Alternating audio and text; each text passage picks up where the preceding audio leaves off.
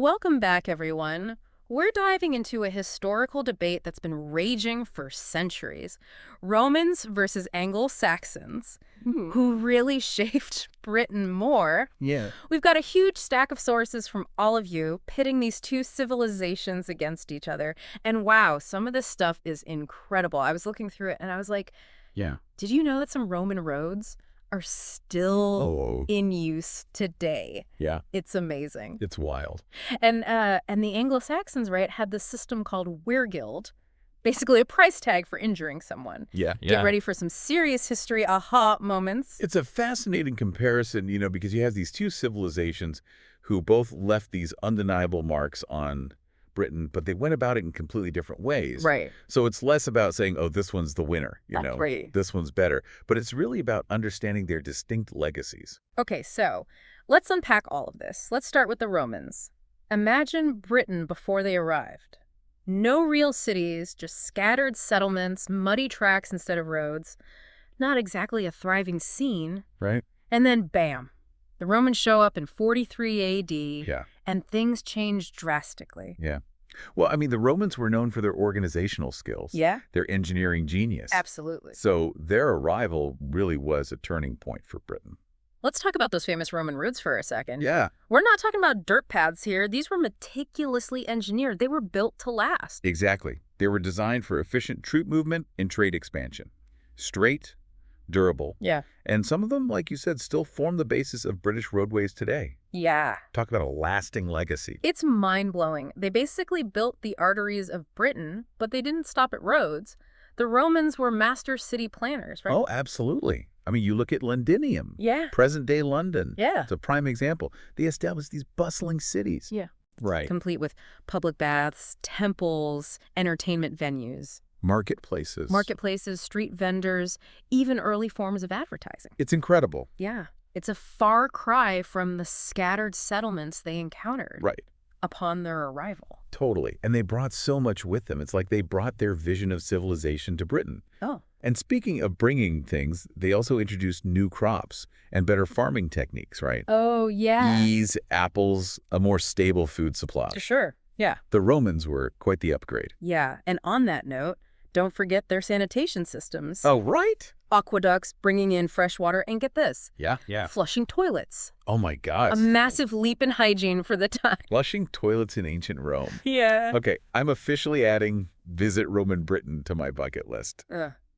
But their influence wasn't just practical, was it? No. They also impacted British culture and ideas. Absolutely. Roman law, government systems, and even the Latin language, they all left their mark. The influence of Latin can still be seen in English today. Oh, for sure. And while it wasn't widespread right away, Roman rule really planted the seeds for Christianity to later flourish in Britain. Right. It's interesting how that, sort of developed later on. So the Romans brought a level of sophistication and infrastructure to Britain that was unheard of at the time. They were like the architects, the engineers. They laid the foundation for a more organized society. But of course, the story doesn't end there, right? The Roman Empire eventually withdrew from Britain, setting the stage for the arrival of the Anglo-Saxons. Exactly. And with the Anglo-Saxons, we see a distinct shift.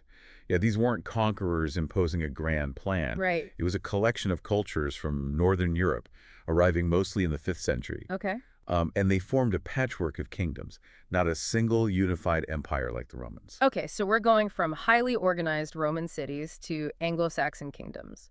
What was their vibe? How did they shape Britain differently? Well, think about the language we're speaking right now. English.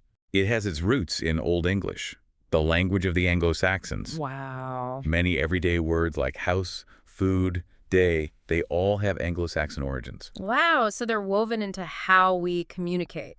That's a pretty big deal. Did they build grand cities like the Romans? What was their architecture like? Well, the Anglo-Saxons were skilled woodworkers. Okay. They're known for these smaller wooden houses, Oh. often with thatched roofs, which is a stark contrast to those grand Roman stone structures. Right. But imagine the intricate carvings and designs on their furniture and tools. They had a different kind of craftsmanship. So it's less about imposing structures, more about a practical, hands-on approach. What about their social structure? Was it as organized as the Romans? Well, Anglo-Saxon society was hierarchical. You had Uh, kings, warriors, freemen, and unfortunately slaves. Right.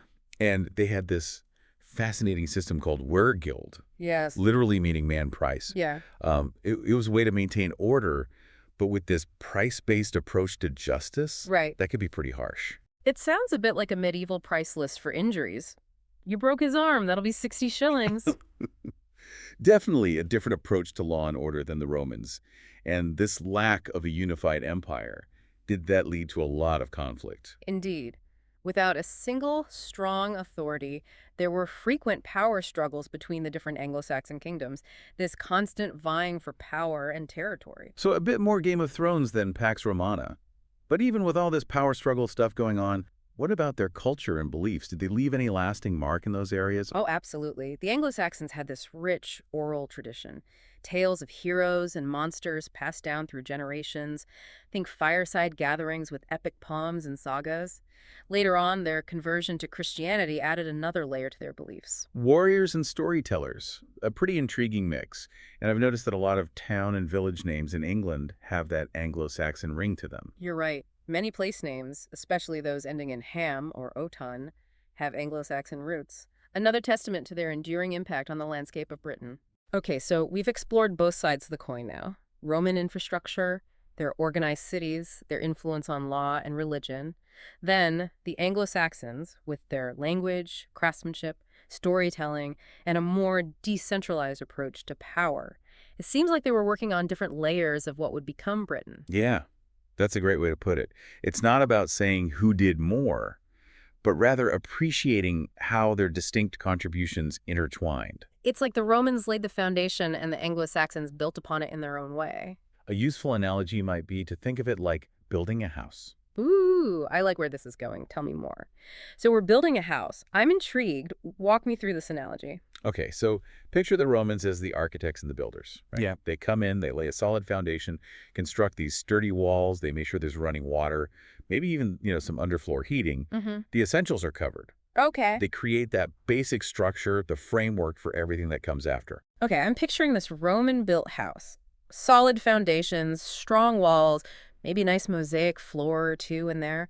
I'm getting a very organized vibe from this house. Right. So where do the Anglo-Saxons fit into the picture? Now imagine the Anglo-Saxons arriving. They bring in the comfortable furniture. Okay. Sturdy wooden tables, hand-woven tapestries, those cozy chairs by the hearth. They fill the house with stories and songs, laughter, and traditions. They create the atmosphere, the sense of home. Ah, so they're adding those layers of culture and language, the things that make a house more than just a building, right? Exactly. I'm starting to see how both contributions, while different, are essential. Exactly. It's less about quantifying who did more, about understanding how their distinct contributions created something new. The Romans provided the framework for a more organized and urbanized society. The Anglo-Saxons enriched it with their language, culture, and social customs. So it's like those two civilizations, so different in their approaches, ended up collaborating across time to shape Britain. But looking at the bigger picture here, does history always unfold so neatly? One civilization lays the groundwork and another builds upon it. That's a great question. And the answer, as with most things in history, is more complex than a simple yes or no. While the Roman and Anglo-Saxon dynamic really illustrates how civilizations can influence each other, history is rarely a straightforward linear process. Okay. There are overlaps, conflicts, adaptations, all sorts of twists and turns. Right. It's not like the Romans left a step-by-step guide for the Anglo-Saxons saying, okay, here's Britain, you guys take it from here. Exactly. The Anglo-Saxons didn't simply adopt everything the Romans left behind. They blended Roman elements with their existing traditions, creating a unique hybrid culture. So it's more like a cultural fusion, a blending of influences rather than a straightforward handover. Precisely. And this process of exchange and adaptation, it's a recurring theme throughout history. Civilizations borrow from each other, they reinterpret ideas, and forge something new. It's like a recipe. You take some ingredients from here, some techniques from there, and you end up creating a whole new dish. Exactly. But going back to our house building analogy, if we had to pick one thing that each civilization is most known for, what would it be? Oh, for the Romans, it has to be their mastery of engineering and infrastructure. Yeah. Those roads, aqueducts, city layouts, they're enduring testaments to their incredible organizational skills and know-how. Right, Roman engineering for sure. What about the Anglo-Saxons? What's their most lasting legacy? For the Anglo-Saxons, I'd say it's their language. The fact that we're having this conversation in English, a language that evolved from Old English, speaks volumes about their impact. So we drive on Roman roads and speak with Anglo-Saxon tongues. It's amazing how these two seemingly separate civilizations are so intertwined in our everyday lives. But this brings us back to that huge question we started with. Who had the bigger impact on Britain? Uh, the question that sparks endless debate. And as I mentioned earlier, it doesn't have a simple answer. It's less about declaring a winner and more about appreciating how their unique contributions layered upon one another, ultimately creating something new. So no clear winner, but a fascinating look at how these two civilizations intertwined to shape Britain. Before we wrap up, I'm curious, what one thing really surprised you while you were digging into all these sources? I was struck by just how long-lasting that Roman influence is. The roads that are still in use today, the city layouts that still echo Roman planning. It's a powerful reminder that the echoes of history can reverberate for centuries, even millennia. Absolutely. It's like finding a Roman coin buried in your backyard, a tangible link to a civilization that existed so long ago. Was there anything in particular that stood out to you while we were prepping for this deep dive? Honestly, the Anglo-Saxon weregild system just blew my mind. A price list for injuries. It's such a foreign concept to us today, but it really makes you think about their values, their attempts to create order in a world that was probably pretty chaotic. Yeah. Those little details can offer such a fascinating glimpse into the mindset of a different time. It's what makes history come alive. It's not just about dates and battles, but about understanding how people lived, thought, and interacted with their world. I couldn't agree more. And speaking of interacting with the world, I think it's time we brought our listeners back to the present day. We've explored Roman roads, Anglo-Saxon words, flushing toilets, and guild payments. What really stands out to you about each civilization's impact? Was it all about practical advancements like roads and plumbing, or cultural influences like language and storytelling? It is fascinating, isn't it? I mean, it's clear that both the Romans and the Anglo-Saxons shaped Britain, but their approaches were so different. Well, The Romans were all about bringing their advanced civilization to Britain. Right. Infrastructure, organization, urban planning. They essentially built that foundation for a more structured society. Yeah. It's like they were saying, okay, Britain, it's time for a Roman-style makeover. New roads, new cities, new laws, the whole shebang. But then the Anglo-Saxons came in with a very different energy. Yeah, they brought their own distinct, cultural flavor. Yeah. The Anglo-Saxons weren't about imposing a pre-existing structure. They were much more about adapting and blending their traditions with what they found in Britain. Their influence is a bit subtler, but equally significant. Their language, their social customs, their storytelling. I like that. It's like the Romans provided the blueprint, the building blocks, and then the Anglo-Saxons came in and, furnished the house. They added some personality, some flair. It's less about who did more and more about appreciating how these layers of history create this richer, more complex tapestry. Absolutely. It reminds us that history isn't just this, linear progression. Right. It's a very dynamic process of cultural exchange, adaptations, and it's really fascinating. So if we were to boil it down, what's one enduring legacy that each civilization is most known for?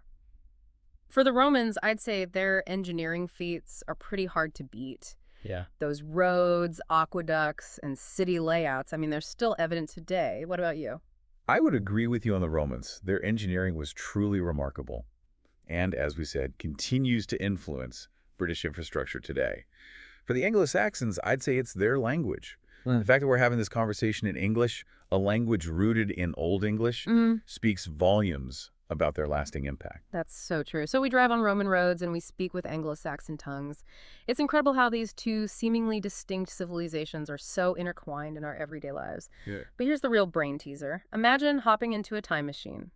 Would you rather experience life in Roman Britain or Anglo-Saxon England? Bustling Roman cities with their baths and their entertainment, or the Anglo-Saxon mead halls, filled with stories and songs? Ooh, that's a tough one. It's a tough choice. It is. That's the beauty of history. It allows us to step into different worlds, to imagine ourselves in the shoes of those who came before us. Absolutely. And who knows, maybe this deep dive has sparked a desire in you to delve deeper, to explore Roman ruins in person, or to trace your family tree back to an Anglo-Saxon village. You never know. History is a journey without a final destination. There's always more to uncover, more perspectives to consider. Well said. On that note, I think it's time to wrap up our Roman Anglo-Saxon adventure. Keep exploring, keep questioning, and keep that historical curiosity burning bright.